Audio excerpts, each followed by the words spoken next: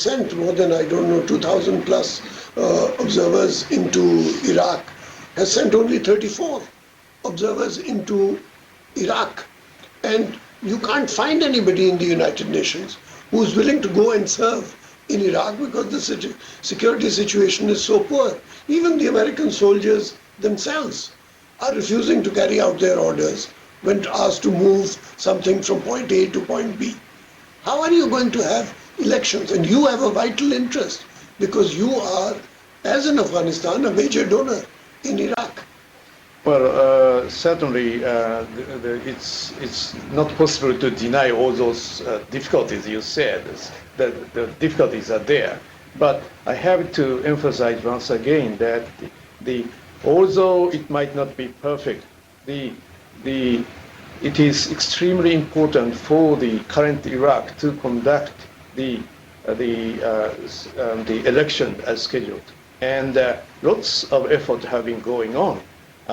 We have still some time, and the United Nations expert on elections has been working on very well and devised a realistic formula for the election suitable for the reality of Iraq. And that, I mean, everybody. Please explain. Yeah. This is a dangerous formulation that you have used.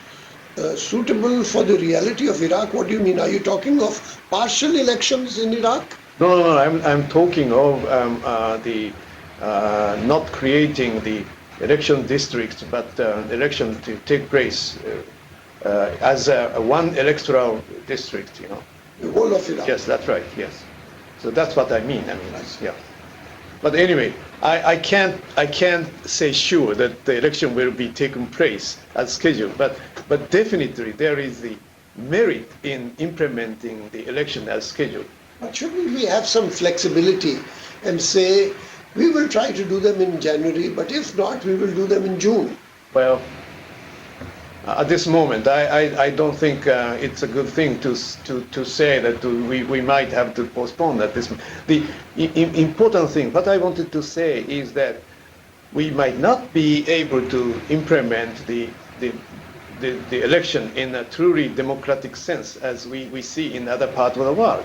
But in a country like Iraq, where the sense of ownership is very, very important, where the acceptable authority, the establishment of acceptable authority is very important for the future of the country, this election have a very significant meaning.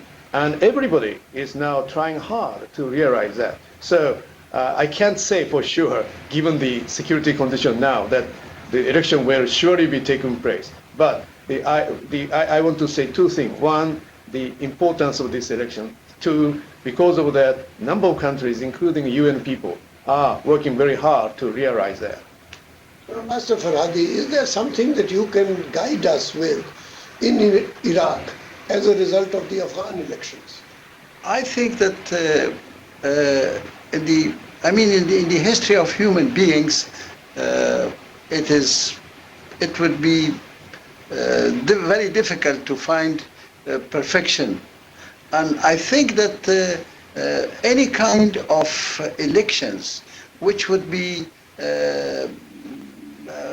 done, with good intentions, even if they are not perfect, it will be a good basis for future. Therefore, we have to be satisfied even if in the elections in Iraq there are some difficulties, and then the results are not 100% according to our wishes. And I think it is always very important to have elections, and the support given to all moderate elements of the Iraqis is also very important in future, because unfortunately there are some moderate people in all sides which are not supported by the great powers, and this is very important. We are going to shift to Rider University, and we will come back to Madison for any follow-up later on in a second round. Over to Rider for questions from their end.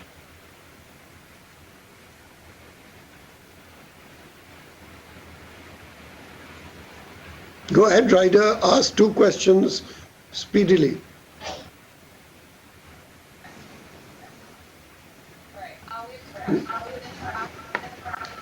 We can't hear you too well. No, we can't hear Ryder too well. Can you hear us now? Yes. Great. Okay.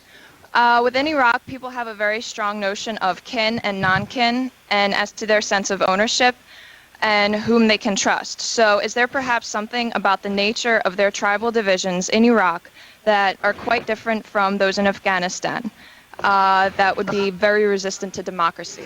And the second question? Hi. The Western influence in building Islamic nations, democracy itself is very individualistic, as opposed to the patriarchal clan. Is this Western influence going to change the culture, do you think? Is it going to change Islam or modernize Islam in any way? Excellent questions. Both of them are linked, incidentally. And once again, I'm going to turn towards Ambassador Haraguchi, because the question of tribal, non-tribal is the question of fragmentation and of ethnic divisions. And we can go into it further.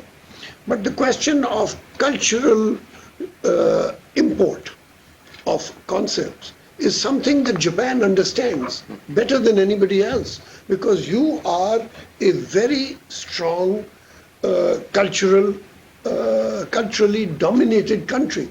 Japanese culture is very strong culture.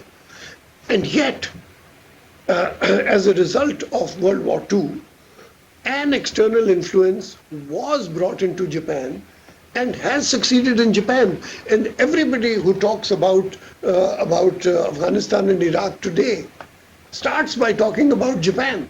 And so how relevant is the Japanese influence in this concept of a Western imposition of a concept of democracy, which may not be, it does not mean that there is no democracy in Islam. Islam is a very democratic concept, but it does not go through the same techniques of democracy as in the West. Well, once again, these questions are very difficult questions to answer.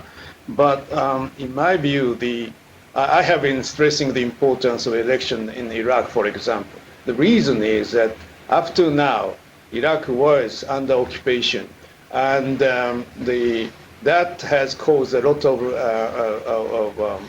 antagonism among the Iraqi people.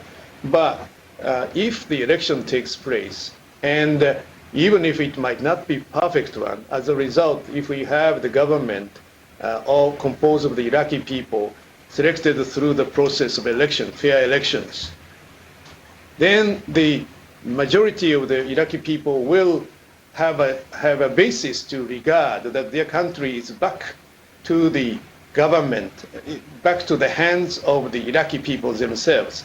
Their authorities are the ones which are selected through the fair elections.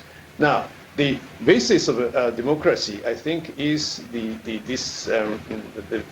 deciding their representative through the fair elections. And when it comes to the election itself, there might be many ways in relation to the situation where the election takes place.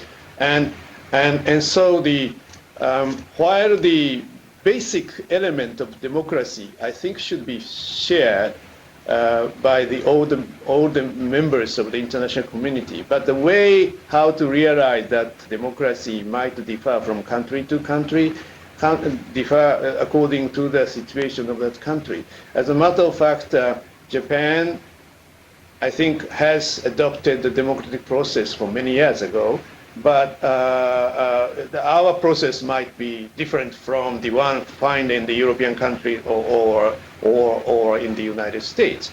But still, the people are quite satisfied that they have selected their authorities through the elections in their own way. And my feeling is that while the effort should be made to enlighten people to the basic element of what